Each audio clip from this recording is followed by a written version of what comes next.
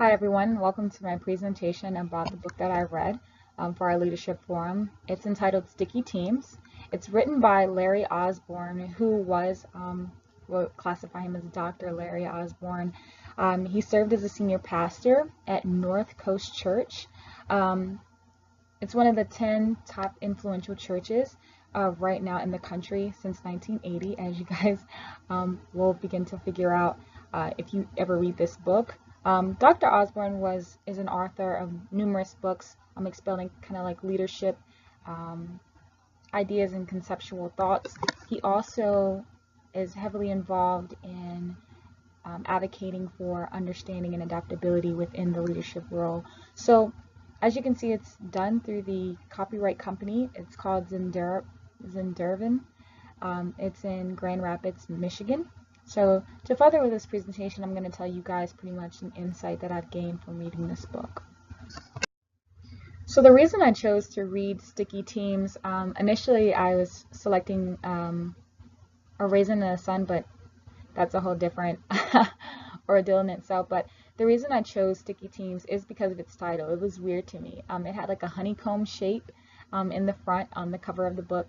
And I was thinking to myself, what could this book possibly be about? And I was reading kind of like the overview of the book itself, and it was explaining that there was this pastor who is now an author who writes about leadership, structure, guidelines, rulings, and things of that nature. So I think that the cover of the book and then also kind of the title, Sticky Teams, really stuck out to me and kind of got me into thinking, this book could be a good read or it could not be, one of the two. But I'm going to dive into it and see exactly, what's going to happen. So that's what drew me to selecting this book for the project. So the overall basis of the book is geared towards adaptability, learning, and then pretty much persistence.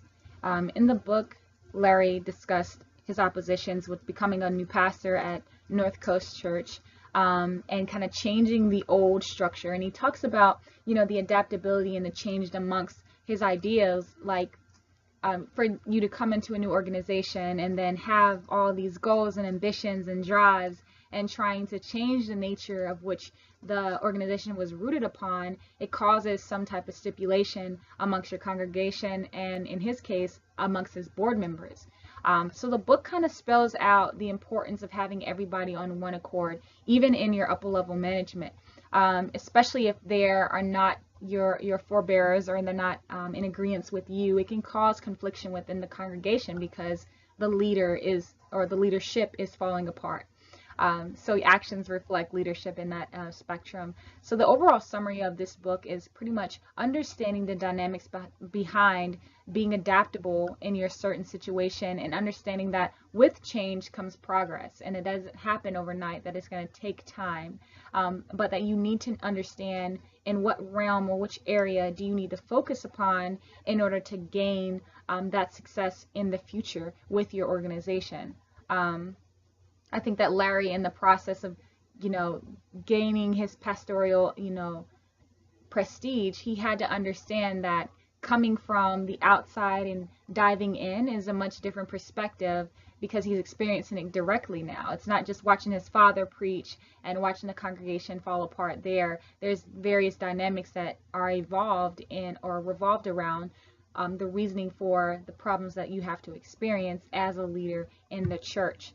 And I think that this book also illuminates to not only in ministry, but also in the corporate world, with trying to gain everybody's attention and then set everybody in the same directional path in order to accommodate one common goal. So that is the overall summary of this book, which I think it spells out very elegantly and very intellectually. So it educates you on pretty much, as I stated before, adapting, learning, and then enforcing pretty much that persistence of never giving up, but showing your followers and your upper level management that this is the direction we're going in because I said so, but I'm also going to take inference from you guys as well throughout the process. It's an investment. So I want to talk to you guys about pretty much the learning experience and then the failures I personally feel Larry Osborne had within this book. So I'm going to focus on the learning aspect, the do's and the don'ts. He does a great job illuminating to the understanding of what it means to be a leader, and then what it also means to kind of fall back into the realm of your humanistic impulses. For instance, when he first got into the church, he was adamant about, educating everybody in the congregation and in the board about the changes that he wanted to make, about the structural inferences that he wanted to have significant in the church. And everyone wasn't on one accord, but instead of asking for inferences or asking for opinions, he kind of took it as, I'm the leader, this is how it's going to go. And it didn't work out that way. So he spells out in depthly of the aspect of failing, a trial and error, if you must say. You try one thing and then you think it's going to work, but it throws you a whole curveball. So now you have to regain focus and understanding, and you have to adapt to it and then press forward. So in his book, he illuminates to the idea that everyone's not going to have the same opinion, and there are going to be biases, but there's a way in which you can allow people to understand that they're significant and important, no matter how significant or insignificant their role is to that organization or to that process. So I think he did a real good job explaining pretty much what realms you need to be in order to accommodate one common goal, and therefore become successful as a unit, as a unified organization. And so in the next slide, I'm going to talk about pretty much what I think he kind of could have worked on or improved in his reading. One main failure, or I wouldn't even call it a failure, but an improvement that he could have made in his writing, was not to sound so redundant in his explanations of the process of being a leader. He offers, his experience, his personal experience, and he allows you to live it step by step, bit by bit, which is fine. It's just he stretches it out so long that by the end of the book, you're just like, well, although there was good insight, I still don't understand like why your experience had to be this long directional path that could have been shortened and could have been added. He could have added more insight towards kind of like the guidance. Like now, he didn't offer kind of like insight as to what happened now. He just will reflect back to the past. Like, yeah, like 3 years ago, this is where we were. And, I had to revitalize the congregation and change the board members and, put my foot down and be adamant. And 4 years ago now, it's, so it's an ongoing process of restating what he had in the past. When you're kind of interested in, okay, so how is everything working now? Like, where are you guys going now? How is the congregation? How is your board? Do you guys have different structural paths? Like, what are their insights? What are they telling you? I mean, he would say there would be in disagreements, but what did they agree upon? What did you guys focus on? What was a central avenue in which you took in order to be successful, and you're still a pastor at this church? So I think displaying and honoring that aspect would have been a grand like finale in the final pages of his book, because then you would get the closure of the whole entire process and what he's trying to teach you. You would understand that, yeah, you started here, but this is where you ended up as an organization. Therefore, these factors that I've introduced to you are the reasoning behind the success that we've had. So I think he could have worked on that, shortening pretty much the experience level and then offering a little bit more grander insight as to the past, the present, and now the future.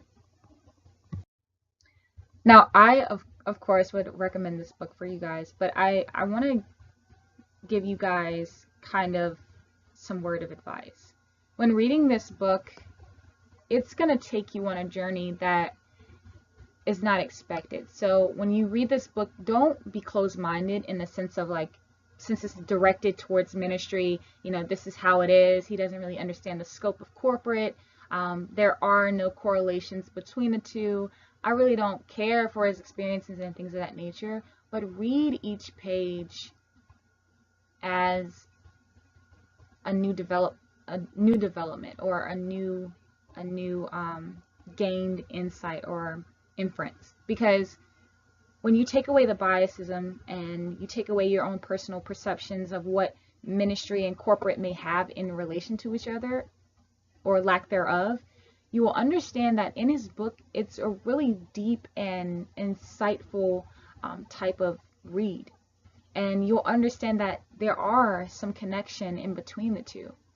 And you also understand the leadership within yourself, because it brings a reflection out to you, because we play a role as followers in the congregation of the church, as followers or employees at our corporate, jobs and careers.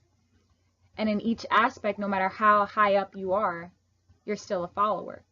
And he illuminates to that factor, and I think that's an important key to remain focused on when you're reading this book.